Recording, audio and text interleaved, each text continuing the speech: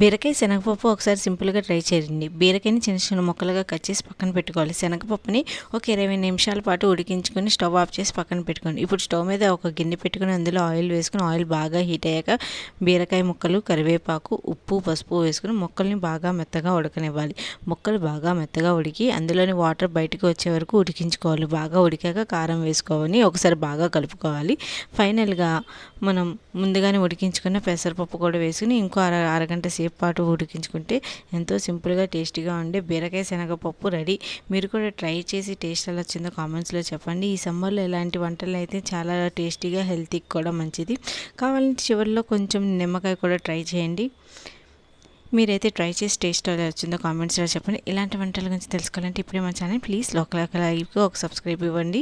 Me friends and family మెంబర్స్కి share చేయండి. Please subscribe Radhamma వంటలు ఒక లైక్, ఒక సబ్స్క్రైబ్ మర్చిపోకండి. ట్రై చేసి టేస్ట్ ఎలా వచ్చిందో